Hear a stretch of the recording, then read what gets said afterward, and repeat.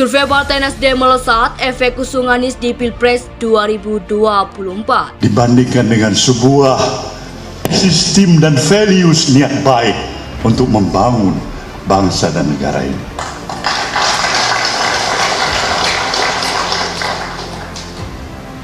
Saya tidak lagi membutuhkan hal yang luar biasa, puji sanjung yang hebat, menyatakan bahwa seluruh kebijakan dan keputusan atas kepemimpinan saya di partai ini sudah tepat dan tepat sekali.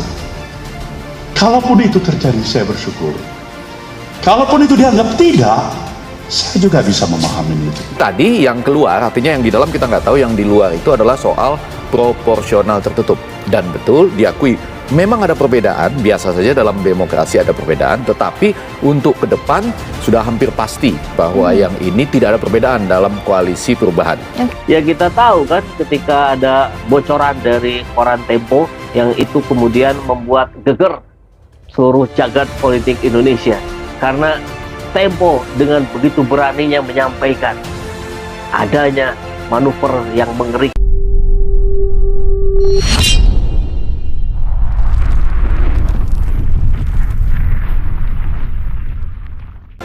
Survei Partai Nasdem melesat efek usung Anies di Pilpres 2024. Keputusan Partai Nasdem untuk terus mensosialisasikan sosok Anies Baswedan sebagai Capres 2024 dinilai mempengaruhi survei dari partai yang dibidani oleh Surya Paloh tersebut. Menurut Ketua Dewan Pakar Partai Nasdem Jawa Timur Muzamil Syafie mengatakan tentunya pengaruh Anies Baswedan berdampak positif dari survei untuk partainya. Saya kira tepat sekali kalau Partai Nasdem mendeklarasikan Pak Anies sebagai Capres. Ini membuktikan ketokohan sosok Anies sangat dirindukan oleh pemimpin Indonesia. Berputar. Jadi ini semuanya ini bola liar sebetulnya. Yang Pak Jokowi merasa ia bisa dikendalikan enggak dalam keadaan lemdak itu, bola liar itu akan cari posisi-posisi yang menguntungkan. Jadi itu yang menerangkan kenapa akhirnya semua ekspektasi atau kejutan soal reshuffle itu ya udah diabaikan aja. Jadi Pak Jokowi balik lagi pada seorang tokoh yang kehilangan grip. Jadi dari awal kita udah kasih tahu Jokowi itu udah kehilangan grip. Dia masih berkuasa, bisa berkuasa, bahkan dia bisa tangkap orang setiap saat kok. Ya. Tapi justru kalau dia lakukan itu hancur kan posisinya. Misalnya dia tendang aja Nasdem tuh, oh itu dua jam setelah itu tuh public opinion berubah tuh. Demikian juga Erlangga tuh yang di brief oleh partainya untuk jadi calon presiden. Kan Erlangga kehabisan suara juga nanti. Dibandingkan dengan sebuah sistem dan values niat baik untuk membangun bangsa dan negara ini.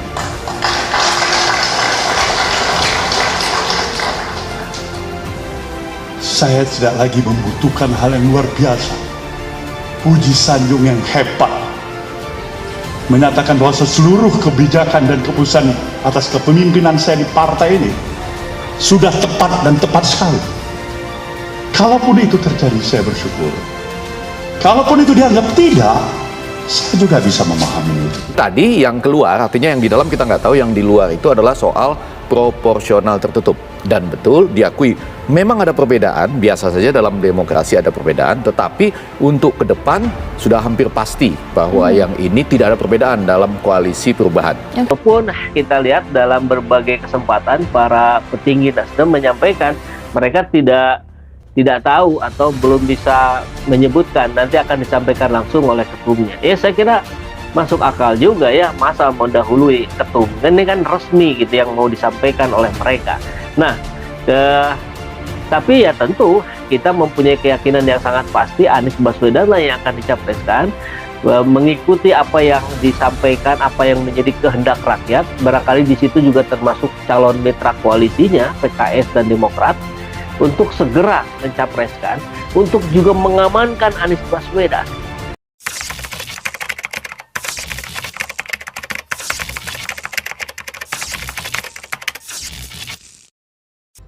Survei Partai Nasdem melesat efek usung Anies di Pilpres 2024. Keputusan Partai Nasdem untuk terus mensosialisasikan sosok Anies Baswedan sebagai Capres 2024 dinilai mempengaruhi survei dari partai yang dibidani oleh Surya Paloh tersebut.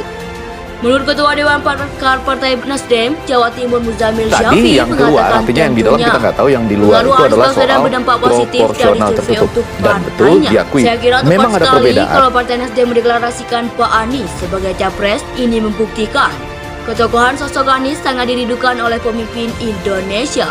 Tadi yang keluar, artinya yang di dalam kita nggak tahu, yang di luar itu adalah soal proporsional tertutup. Dan betul diakui, memang ada perbedaan, biasa saja dalam demokrasi ada perbedaan, tetapi untuk ke depan sudah hampir pasti bahwa yang ini tidak ada perbedaan dalam koalisi perubahan. Dibandingkan dengan sebuah sistem dan values niat baik untuk membangun bangsa dan negara ini.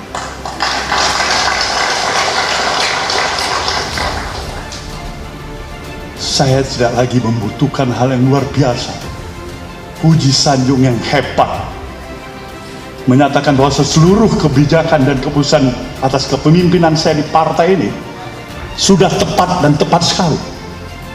Kalaupun itu terjadi, saya bersyukur.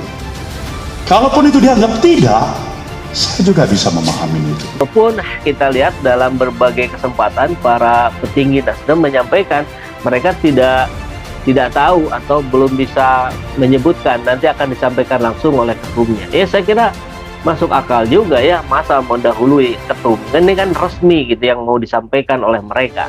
Nah, tapi ya tentu kita mempunyai keyakinan yang sangat pasti Anies Baswedan lah yang akan dicapreskan, mengikuti apa yang disampaikan, apa yang menjadi kehendak rakyat. Barangkali di situ juga termasuk calon mitra koalisinya PKS dan Demokrat untuk segera mencapreskan, untuk juga mengamankan Anies Baswedan.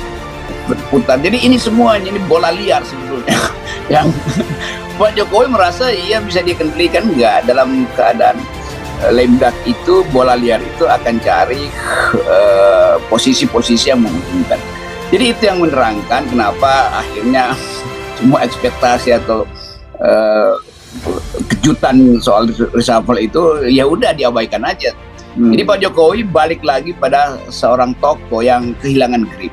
Jadi dari awal kita udah kasih tahu Jokowi itu udah kehilangan grip. Dia masih berkuasa, bisa berkuasa, bahkan dia bisa tangkap orang setiap saat kok. Ya, tapi justru kalau dia lakukan itu hancur kan posisinya. Misalnya dia tendang aja Nasdem, oh itu dua jam setelah itu tuh public opinion berubah tuh. Demikian juga Erlangga tuh yang di-brief oleh partainya untuk jadi calon presiden. Kan Erlangga kehabisan suara juga nanti.